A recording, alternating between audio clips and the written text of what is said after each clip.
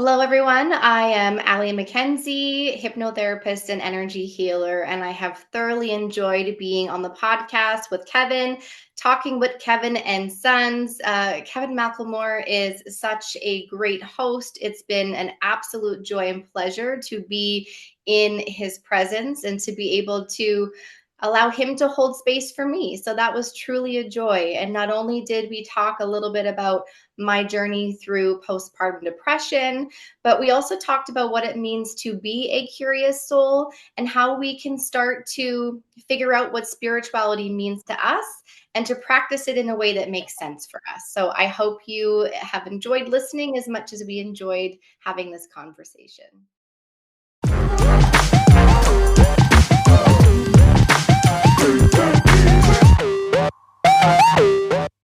Welcome to another edition of Talking with WIT Kevin and Son, featuring people you should know. Hi, my name is Kevin McLemore. I am your show host, four-time published author, soon to be 5 and 6 very soon. I'm a speaker and a mindset messenger. This episode is brought to you by RMK Productions and the 10 United Podcast Network.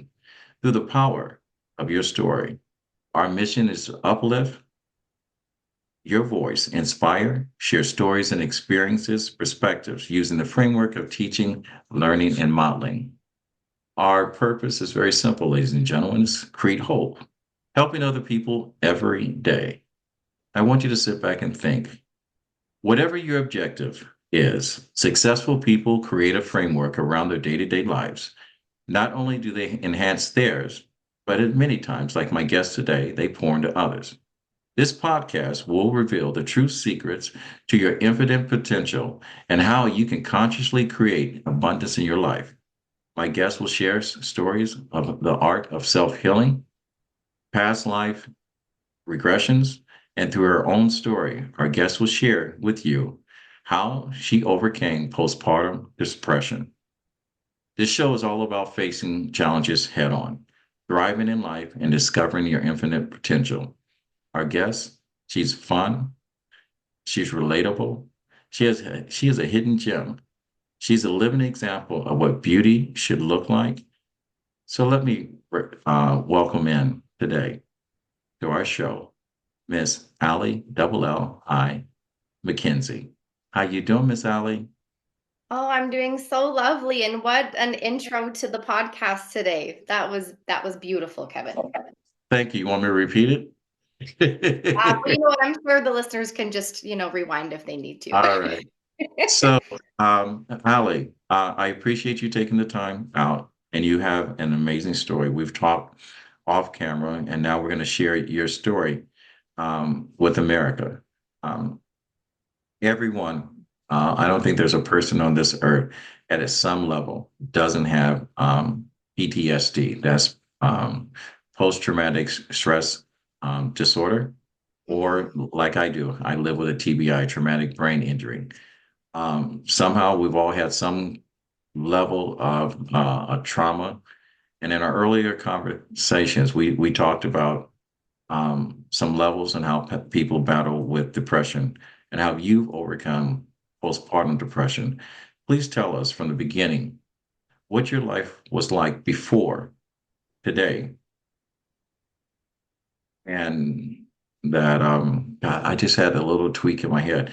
Let's peel back the layers of this and let's talk about your story before postpartum depression. What was life like, Raleigh? Yeah, before postpartum, I would have considered myself to be an overachiever. I was always very, I'd say motivated, but it wasn't always internal motivation. I was very much a people pleaser, but I was sort of just living the way I thought everybody was living, just kind of going through the motions, being very reactive to life. If a situation would come into my presence, I would then deal with it. So I wasn't an overly conscious creator at that time. And when it came to the onset of sort of guiding me to that postpartum depression, I mean, obviously, when I was in the midst of it, it felt like hell. in hindsight, it was very much a blessing and a gift. And I feel like when we go through a lot of those heavy and challenging situations, when we're in the thick of it, we don't have that insight yet. We're just feeling like, oh my God, what is happening to me? And for us in particular, for me and my husband, we were actually trying to get pregnant for a while. We were doing all the things that you're supposed to be doing. You know, you do handstands and you plan it specifically to what the calendar says it needs to be, and all the things we were doing. And it just wasn't aligning. So we actually ended up taking the IVF route. And we were very lucky, I would say. And I was very grateful that the first round worked for us.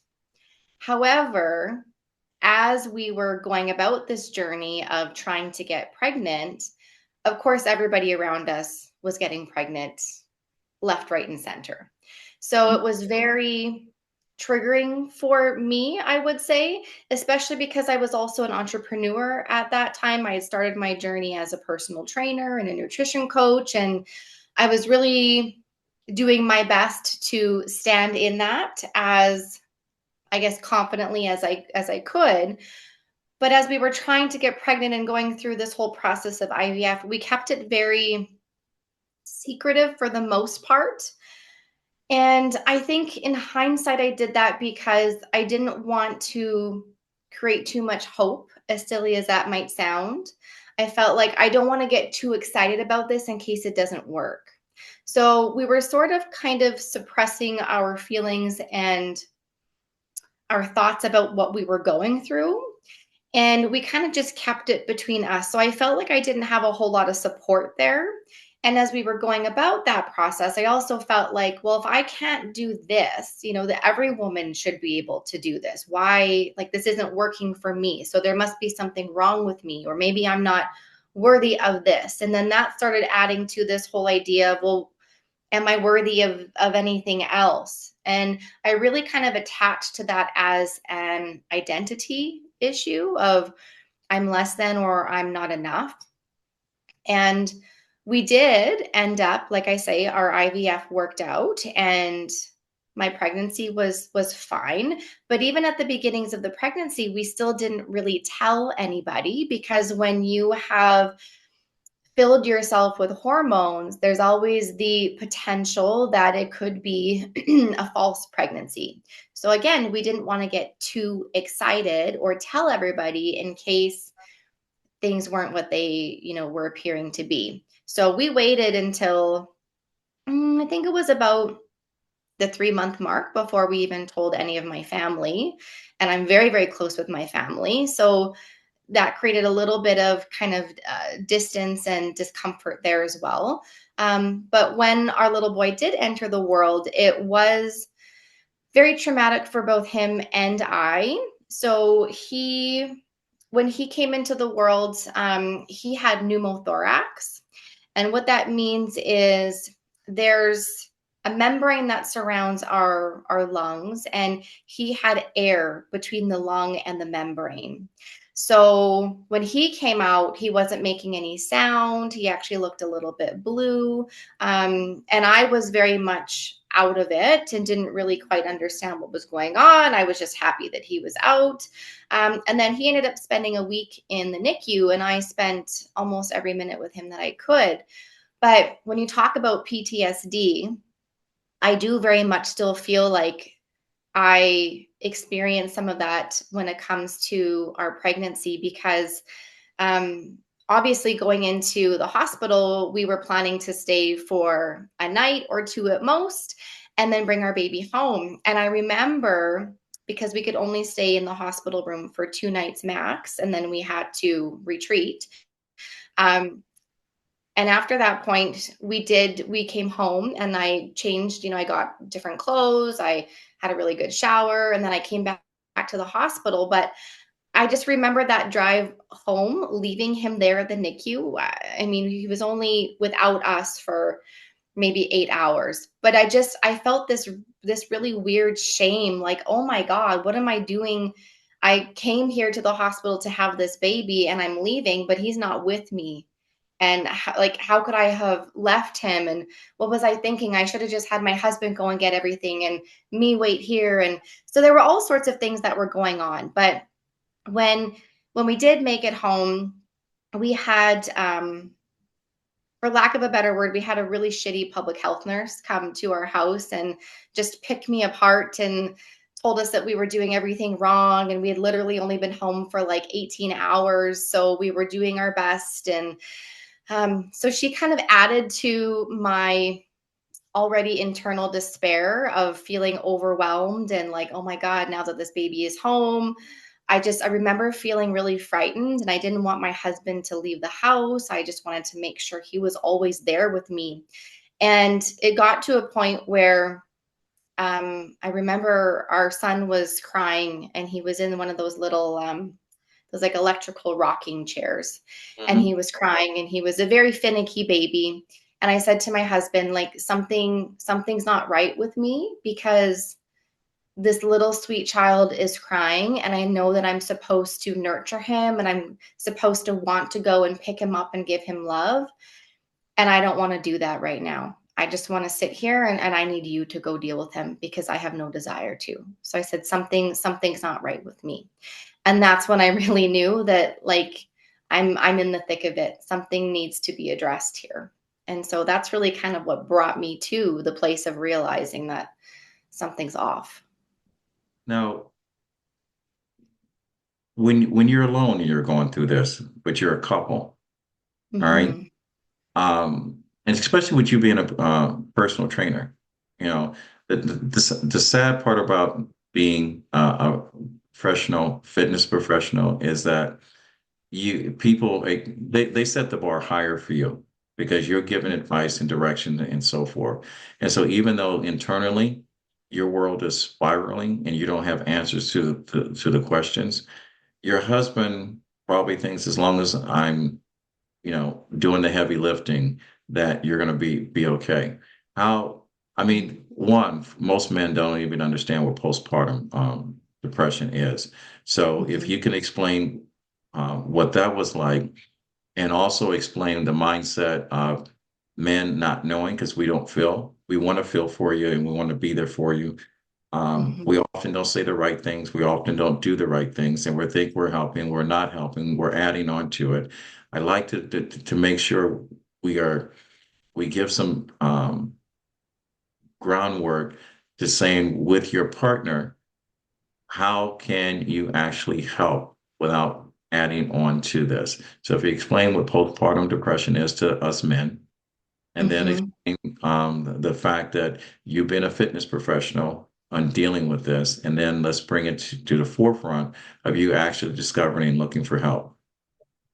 Yeah. Well, in terms of the personal trainer perspective, I feel like I put a lot of pressure on myself, especially around the idea of having to perform or not being able to perform in a certain way. So, for example, when we were going through the IVF process to begin with, because I was, injecting myself with hormones and doing all those pieces of it, I was told that it was better if I didn't lift heavy weights and if I didn't conduct certain types of exercises.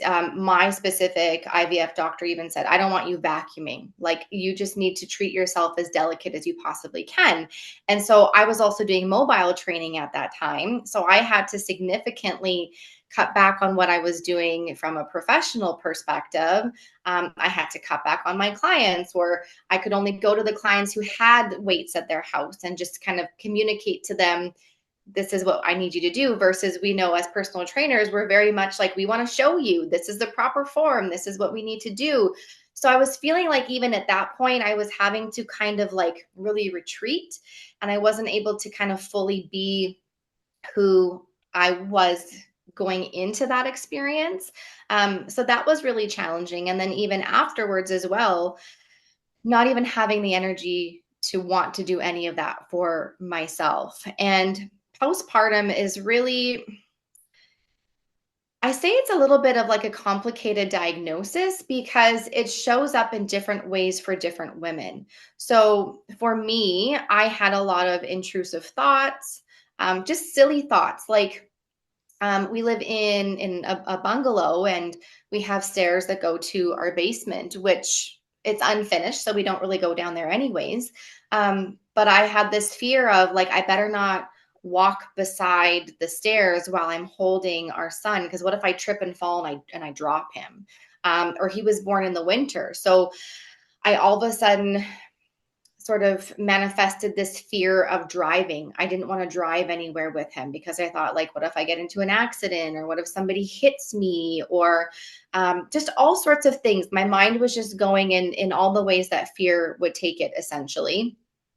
And then, of course, I was, completely exhausted because our little guy would only sleep for about 2 hours at a time. So, and me, I really, really need my sleep. Sleep is very much a trigger for me. So, even before going through this postpartum, I did struggle with some anxiety. It was more so social anxiety, but it would kind of show up in whatever way it felt like. And if I wouldn't get enough sleep, then my anxiety would be extremely heightened. So, experiencing that going into pregnancy, that definitely didn't help. And for me as well, it kind of showed up as a lack of self care, not only in terms of, like I explained, feeling like I had moments of not wanting to serve my son or be there for him. It was also, I remember actually, my husband one day had said, like, Allie, when is the last time that you showered? And I said, you know what? Honestly, I think it's been like 5 days. And he's like, you just go and take care of yourself. Like, I'll take care of Hunter. You go and do what you need to do. Like, take as long as you need to just go and like have that time and take care of yourself. And so that was also really an eye-opening point for me of like, wow, I'm literally just existing right now. I'm nowhere near thriving. I'm very much in survival mode. So something needs to change here. And I finally went to my doctor and said, like, something's not right. And I believe this was when Hunter was maybe 3 or 4 months old.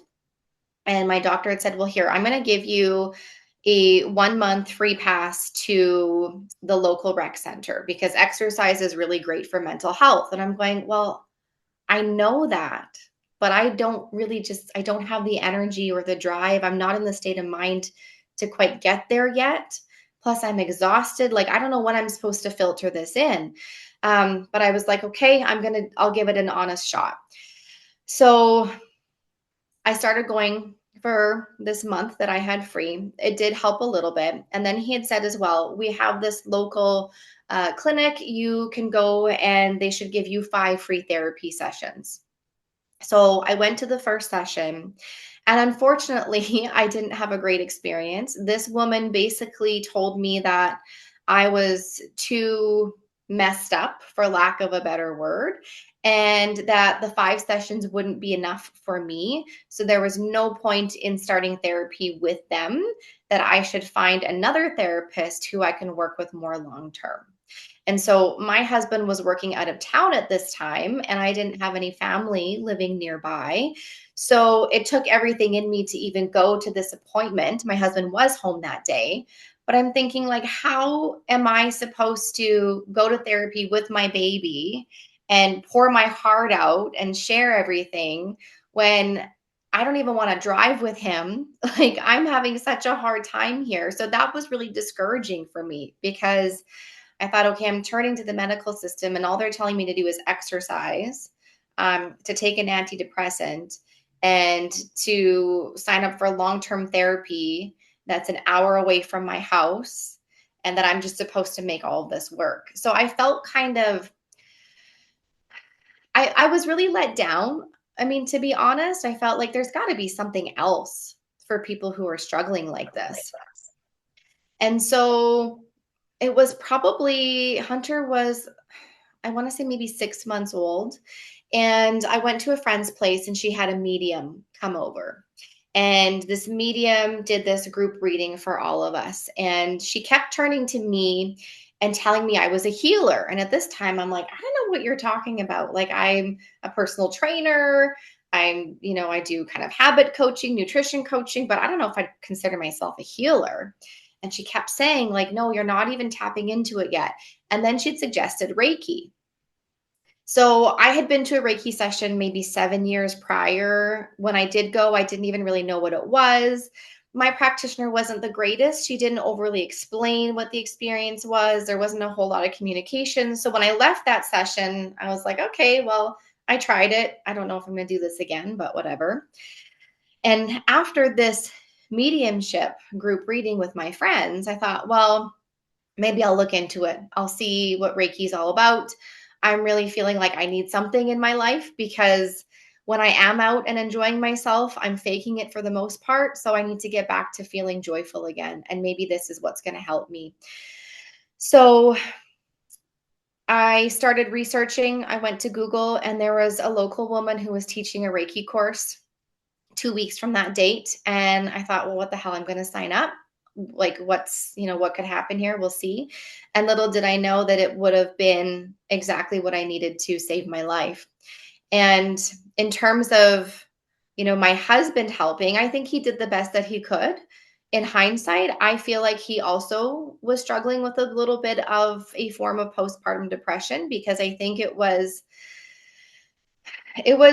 harder than we could have ever imagined being parents. And it was a very confusing time because we wanted it so badly. We paid all the money to go through IVF, and we went through all of the steps you needed to take. And then when our sweet boy came, we kind of didn't know what to do. And as much as you go to, these prenatal classes, in my mind, I mean, what we went to anyways, it was almost a waste of our time. There was very little that was taught to you about, like, what you're actually going to feel when the baby comes, that there is going to be some overwhelm, and that, here are some resources to help you when that time comes. So I don't feel like they really totally set you up for success. And it honestly kind of blows my mind. Like, being a parent is the biggest responsibility that you will ever have in your entire life. And no one really tells you how to do it. Not that there's a manual for every child. I mean, every child is going to be so completely different. But in terms of, like, the basic nurturing, or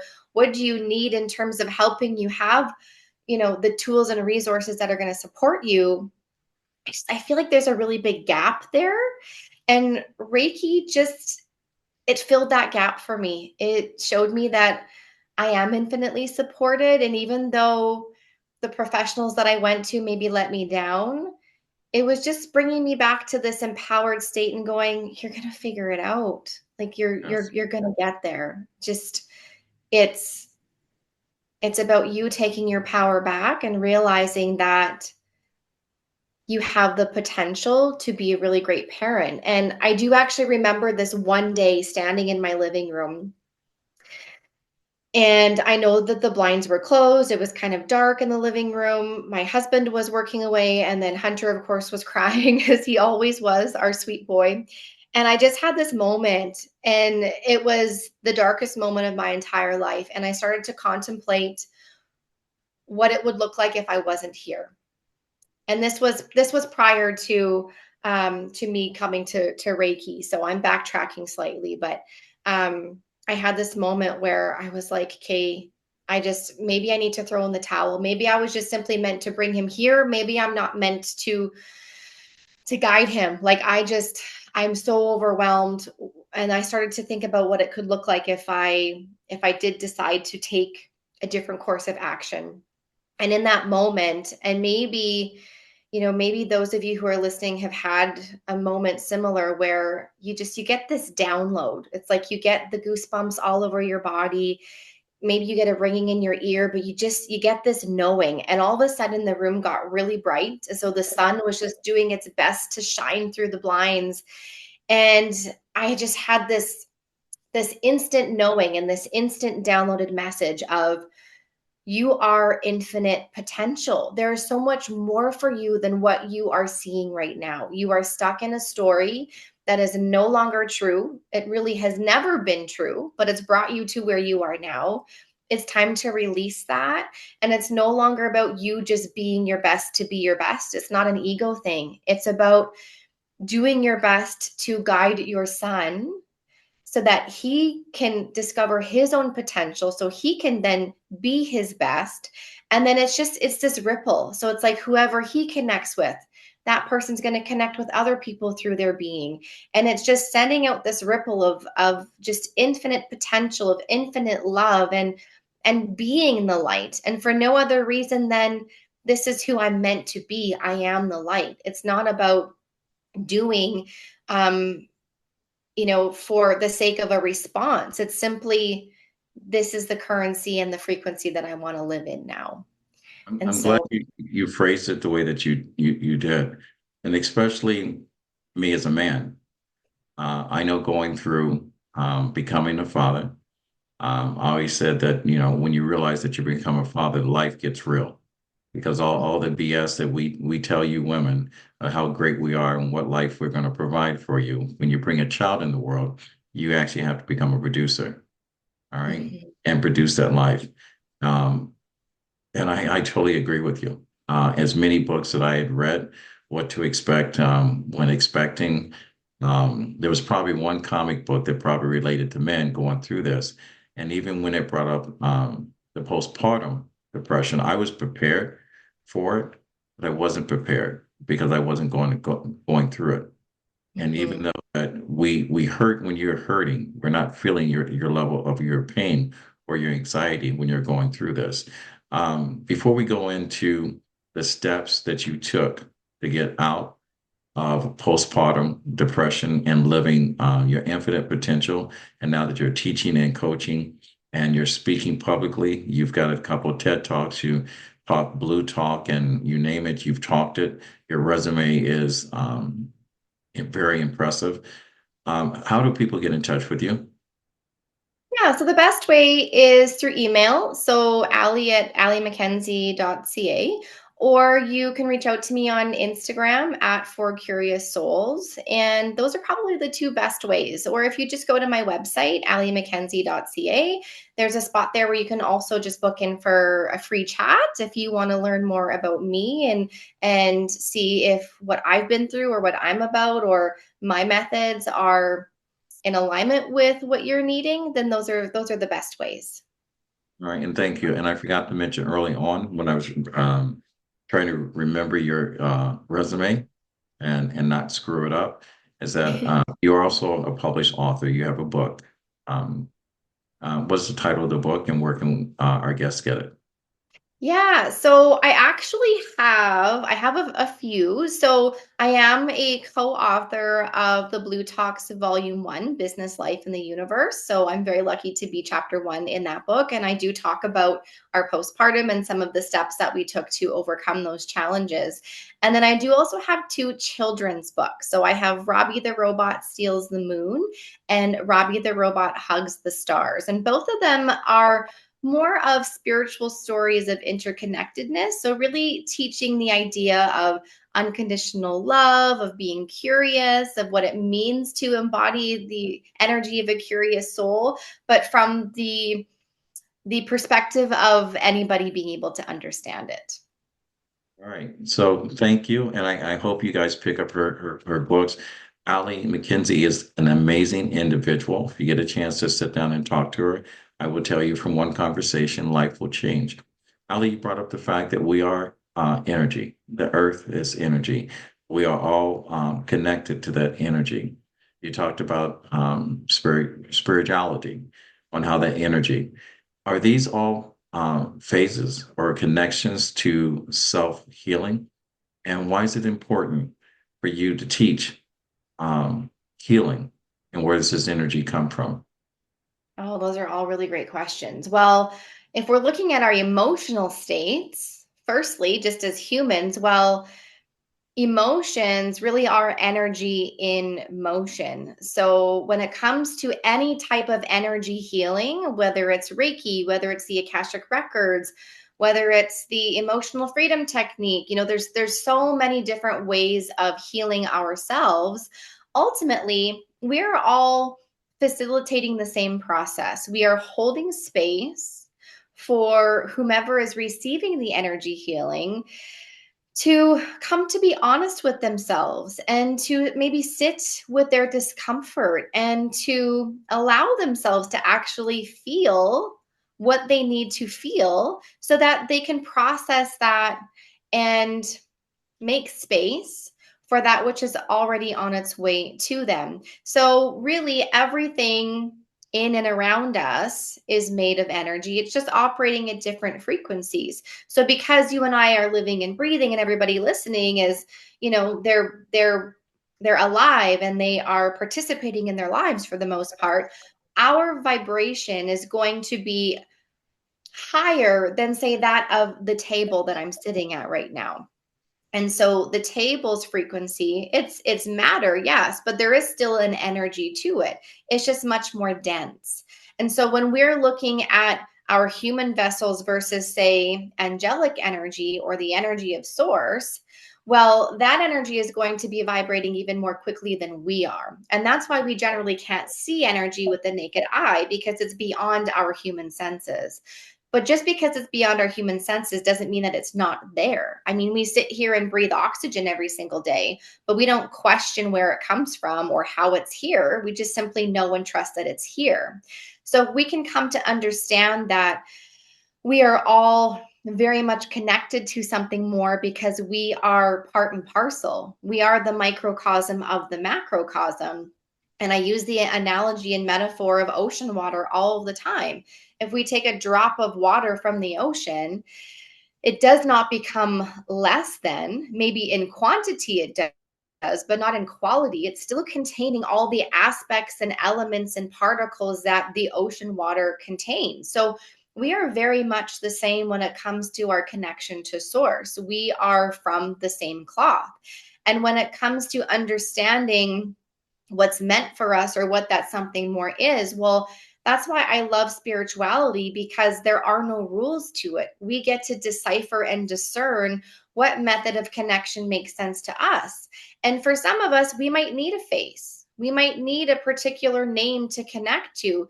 For me, I'm very much connected to source. That's my word. So when you can come to figure out, well, what word do you feel comfortable saying? What word do you feel, when you say it, like there's a connection or there's a comfort from it, then that's your word.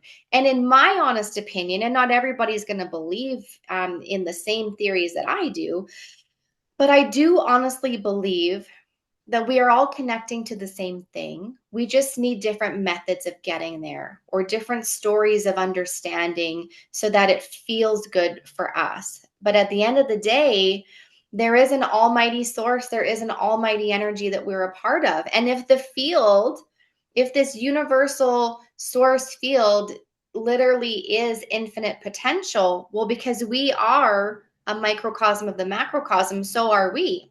So if we are to break down our human vessels, our soul level selves to its basic energy, we're going to come to these little packets of potential called quanta. And it's these quanta that are always communicating with the field of infinite potential. So that's why when it comes to our life experiences, sometimes we go like, oh, I'm trying to think about all the things that I want to have or that I want to be or I want to, experience in my life. I'm thinking about them, but the universe is non-judgmental. It responds only to frequency. So who are you being? How are you showing up in your life? Because that's what the universe is going to respond to. It's not just having a passing thought. It's, okay, what is it that I am actually requiring in my life? Knowing that I'm worthy of receiving that. Okay, so there is an electrical impulse that's going to go out to the field from our mind space. That's part of it. But then it's emotionally drawing it back. And it's the emotion that has this magnetic energy to it that pulls the quanta back from the universe and says, okay, well, now we really know that you're serious about this because you're now experiencing gratitude for that electrical impulse you sent out. So that feeling of gratitude is magnetically drawing those experiences back to you into your life and manifesting those experiences into your material world. And so the more that we can feel grateful for our successes, for that which we know we're worthy of receiving, we're then operating from more of a quantum model of living versus Newtonian. Whereas Newtonian says, well, cause and effect. There's an action equal and opposite to the initial reaction. Well, if anybody ever follows Joe Dispenza, I really do enjoy his teachings. And he says the quantum model is about causing an effect. And when we're working with the field of infinite potential, it's not always going to be equal. It's going to be grander. It's going to be, the universe wants to surprise us. So being a curious soul means we're allowing ourselves to be surprised.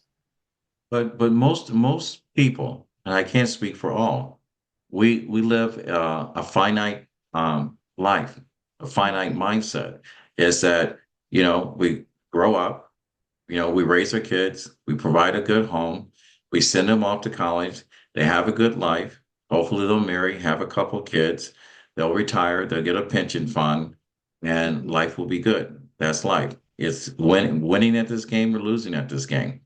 It's Mhm. like playing any sports. The finite aspect of it is this is the process that we follow. But like you said, the infinite potential is based on delayed gratification. Is how do we get that mindset to go from a finite mindset to being able to sit back, take our foot off the gas pedal, and be able to enjoy the life we have in the moments? Because I believe moments matter. I don't think Mhm. anyone's guaranteed the next 60 seconds or the next 186 hours we have during the course of a week, or the 365 days that we celebrate life per year.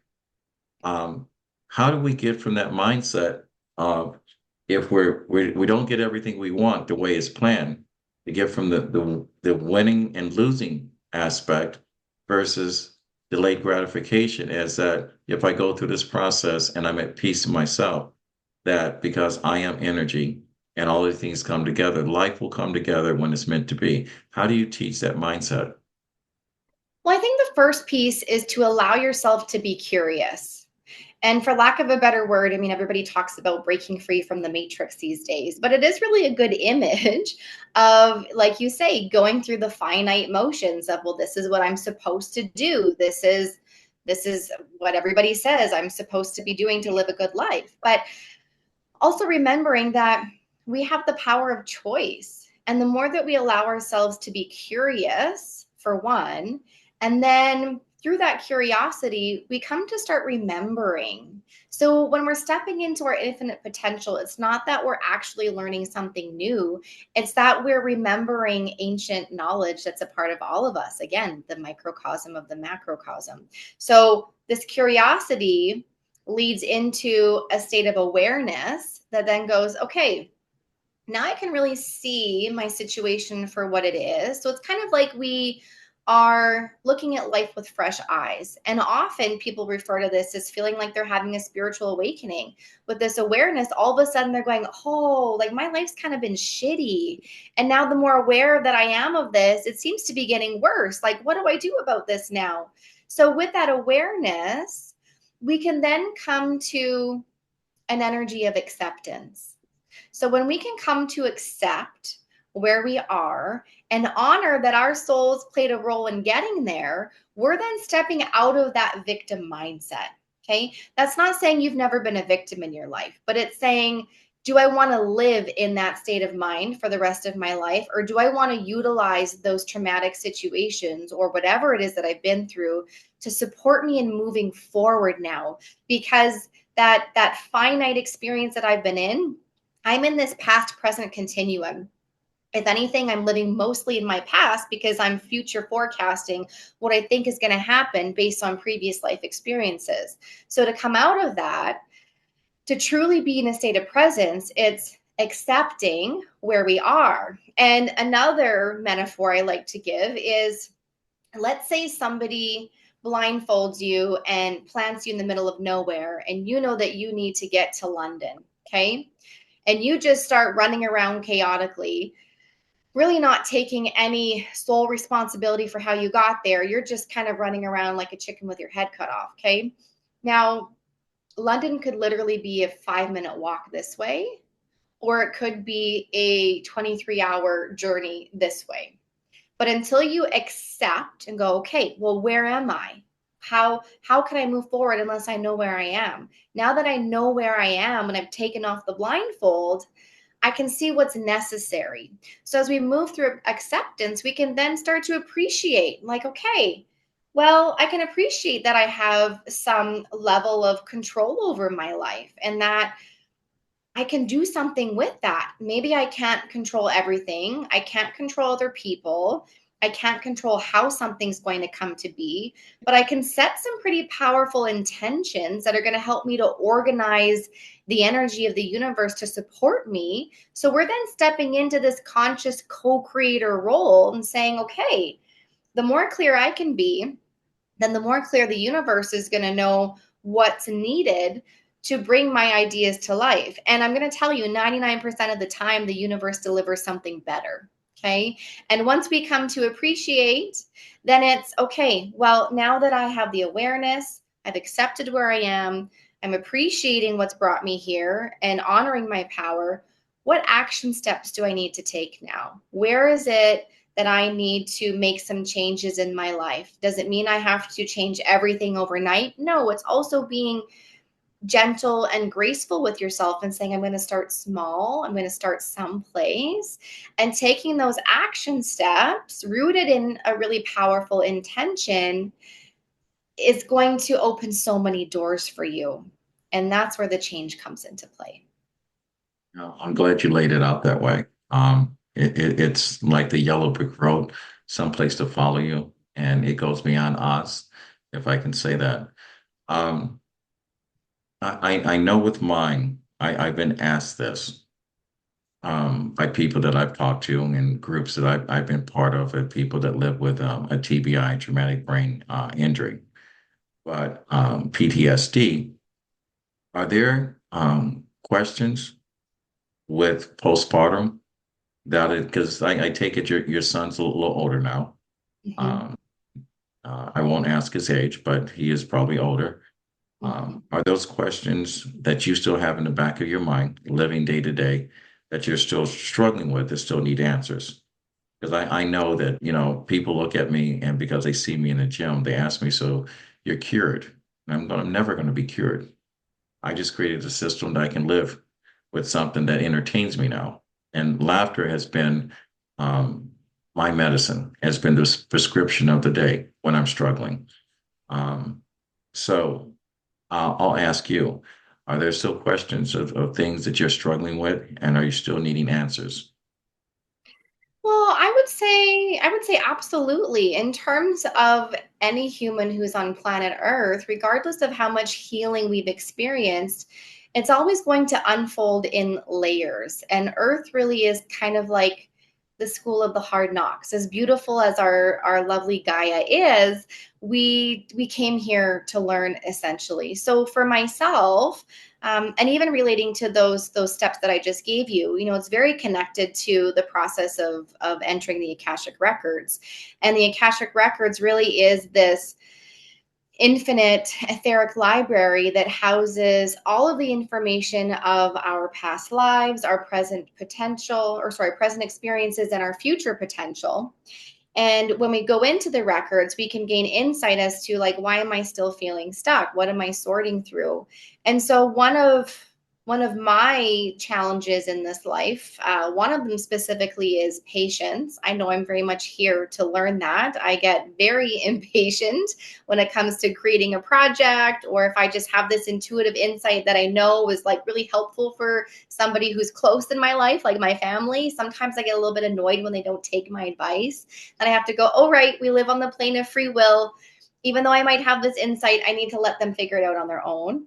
Right. But I also, and if I'm being completely transparent and honest with you, I still do struggle a little bit sometimes with self-worth, with being worthy of, doing the work that I'm doing, because I feel like for a lot of my life, I felt like I had to work really hard to make a dollar or work really hard to be seen as successful. And a lot of that connects to the relationship with my dad. I no longer speak to him for a lot of reasons, but he was very, I'd say, like emotionally abusive and set really high standards that I was always trying to reach that were very much unrealistic. So when it comes to deprogramming our conscious mind, it's going to happen in layers. Am I light years from where I was even 7 years ago?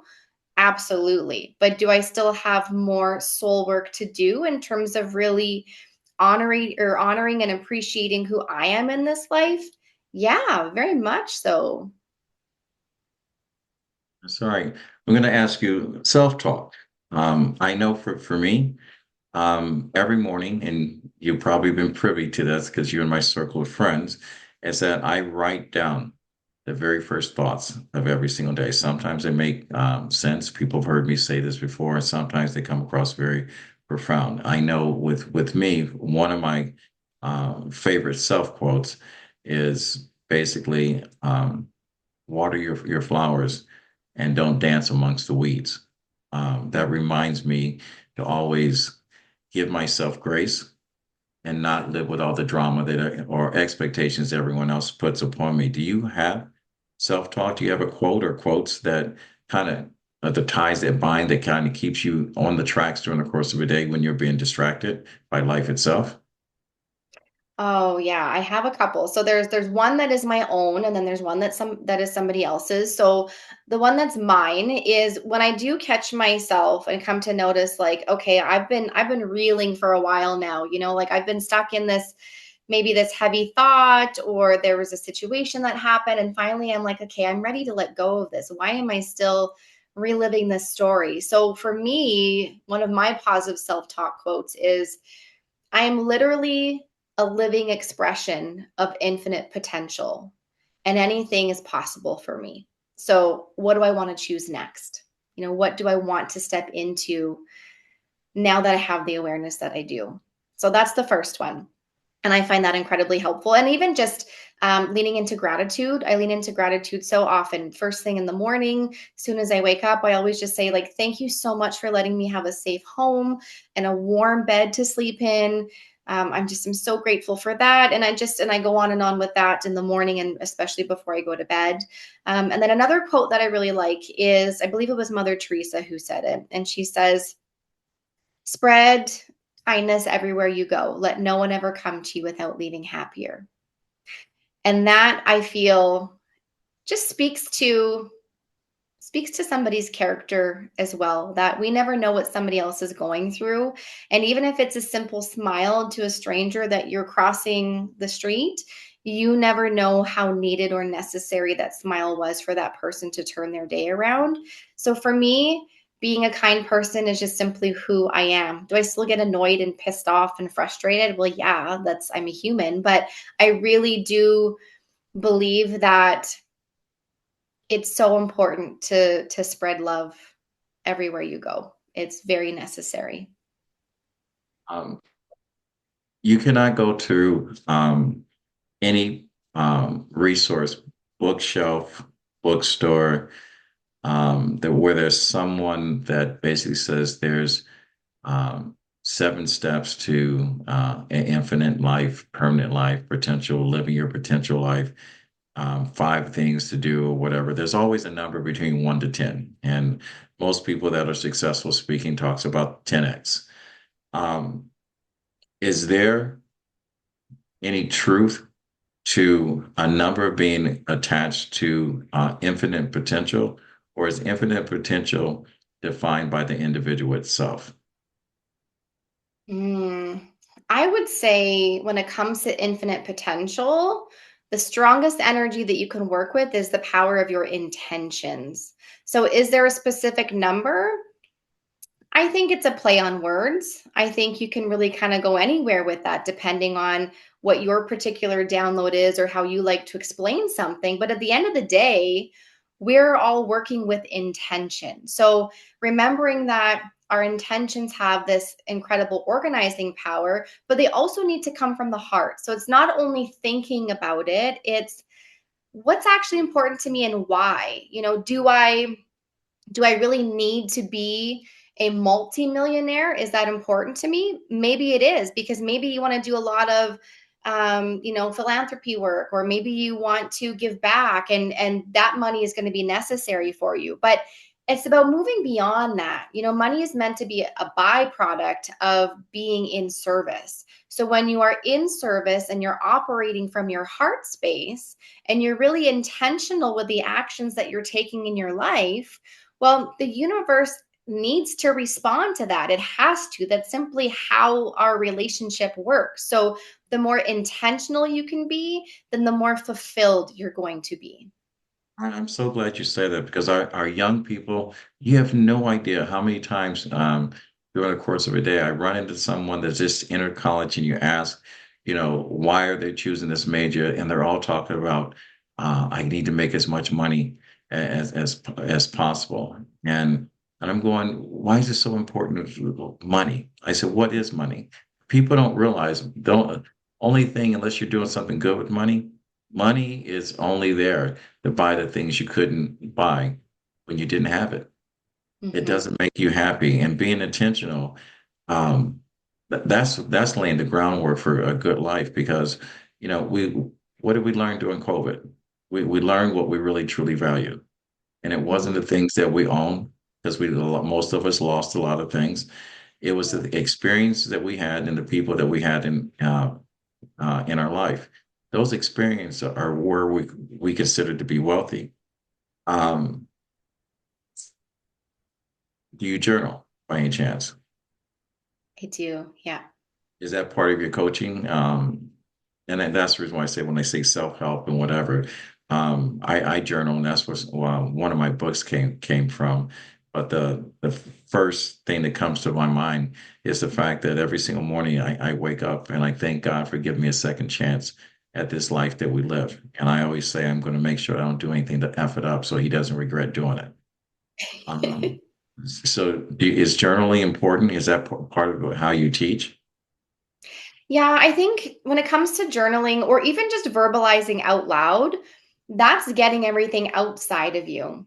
So when it comes to processing our, I'll say, uncomfortable emotions, we tend to feel like, okay, well, if I think about it and I go through the process and I'm kind of ruminating, like they feel like that's enough.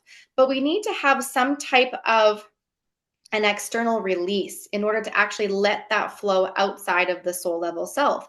So whether it is actually journaling or simply having like, and it's going to sound silly, but having just an outright conversation with yourself and the universe, but speaking as though the universe is sitting with you.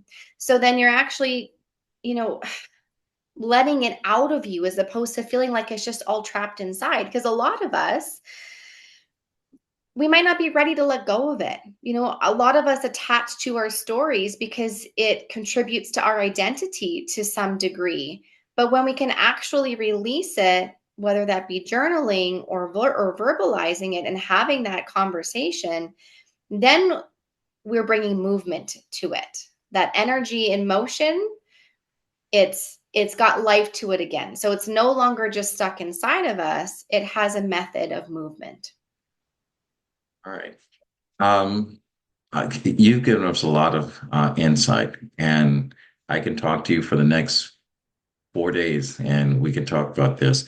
But I also know that you have a loving husband that supports you, that's gone through this with you, and you've mentioned everything that he has gone through, and I know he has shared some of these experiences, and he's probably just as vibrant as you are.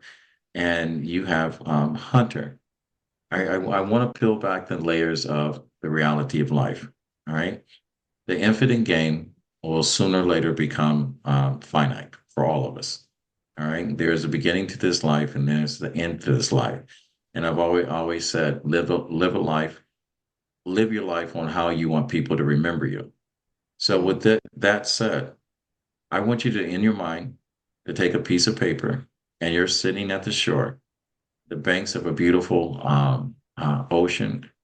You're watching the sunrise for the last time in your life, and you have pen to paper, and you've got a bottle, and you have a cork, and you are writing a letter about an infinite life, a good life, life lessons to Hunter that he is going to discover way after, long after you've gone, your husband is gone, and he's just starting out to life. What would that message in that bottle read to Hunter. This is your love letter to your son. Yeah. Oh, wow. I have tears welling up as you're painting that picture. What comes to mind is live as authentically as you can. Never dim your light for anybody. Be yourself. Live in love and share it with whomever you feel called to. Because as much as the soul is infinite, our human experience very much does have a timestamp to it. And as much as I believe in reincarnation and all those lovely things, what does matter is what we're doing with our time here. So just living as authentically as he possibly can and being in the vibration of love and sharing that to the best that he can with healthy boundaries, of course, but really just honoring all aspects of himself so that he can really live a life of fulfillment. And P.S. Hunter, mommy and daddy loves you. We'll always Oh, love that. Oh, yes. I smother that child with so much love. you. All right. You know, So again, I'm going to ask you one. Let's talk about your books. How do we get your books and the titles of your book? You are in a best-selling book in Blue Talk. Um, how do we get that book? And talk about your children's books. And let's again, if someone's out there that's on the edge, that feels like they're alone, that is going through postpartum or even struggling with any part of PTSD, and you need to have a landing spot, a sound voice, lessons in life, tools in order for you to cope and bear with life and live out and live out and find your infinite potential. How do they get in touch with you? yeah. So email and Instagram are best. So email is Alli at allimackenzie.ca. And my Instagram handle is at For Curious Souls. And then on my website, there is also a spot where you can connect with me over a free spiritual soul session. So it's a quick little 30-minute chat. We discuss what you're going through, where you're at. I share my methods, and we determine if it's an energetic alignment to move forward. But anybody who's spiritually curious and just feels like, I think I'm a little bit stuck and I think I'm ready to maybe discover what my potential could be, then, that's a really great space for us to have those conversations. And then the books that you can purchase are the Blue Talks Volume 1 book, Business, Life, and the Universe. And you can find that on Amazon. As for my children's books, Robbie the Robot Steals the Moon and Robbie the Robot Hugs the Stars, you can reach out to me personally, and I'd be more than happy to get those to you. And to my listeners, all this information, if you weren't able to write it down, if you're pulling into your favorite place to get your job or dropping the kids off or picking them off or having a personal conversation about your day with your better half, it'll all be in the show notes. So it'll be there. Alli, I don't want to end the show quite yet, even though we're coming to the end, but I have one or two more questions. If you had a chance to do one thing over in your life to make a wrong a right, what would you do? My favorite movies, by the way, is Groundhog's Day. This is the reason why I asked this question. Oh, that's a really great question. I think I wouldn't have waited so long. Well, but then again, in hindsight, everything unravels as it's meant to. I suppose I would have liked to perhaps been introduced to my soul level self at an earlier age, because I feel like I really didn't start practicing awareness until I was 30.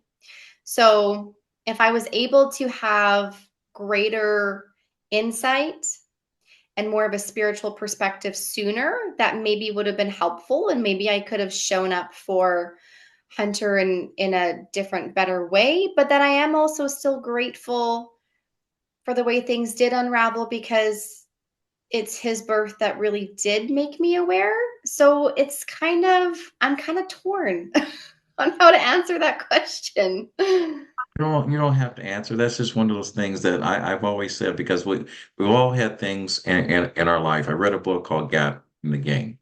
It's by Dan Sullivan.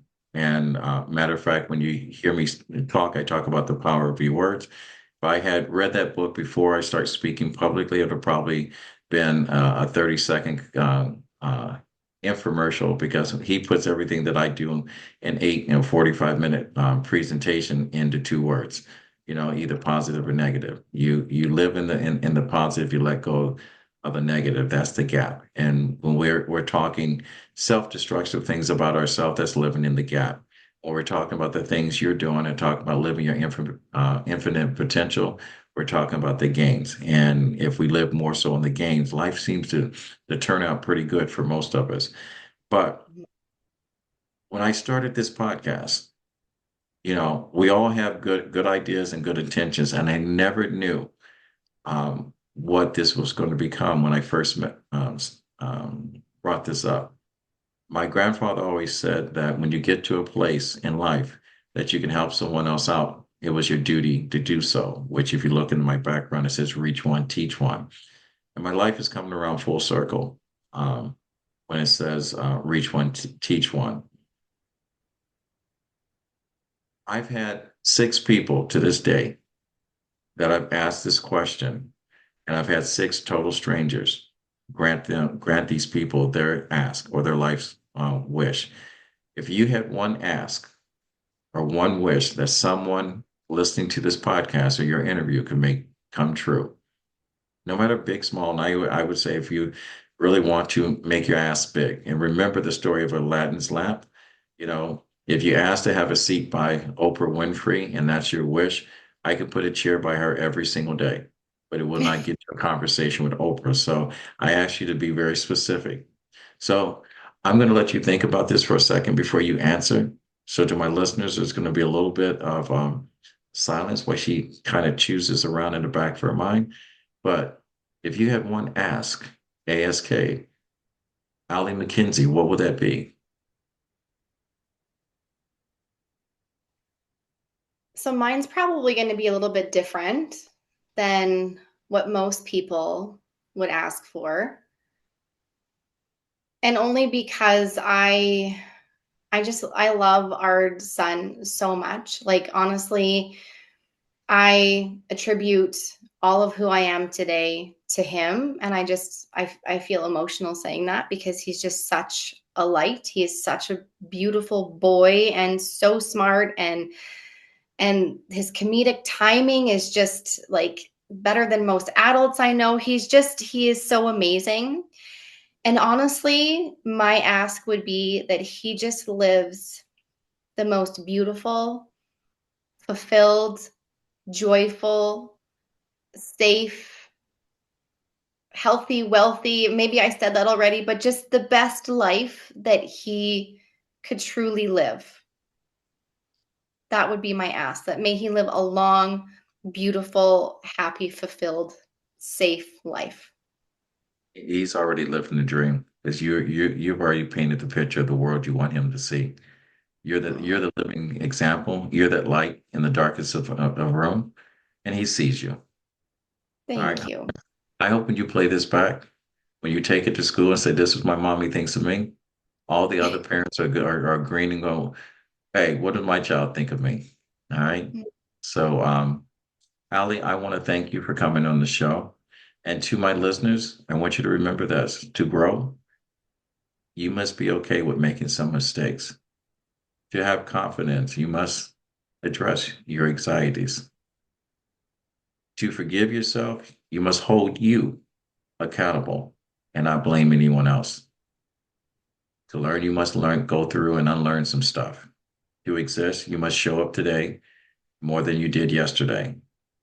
And to understand the power of your words, take these notes from me, your mindset messenger. Alli, we've covered so much information, and to our listeners, I'm hoping at some point we have shared something with you that has brightened or enlightened your day, or we have touched you in a way that changes the way that you feel not only in your heart, but when your heart connects to someone else.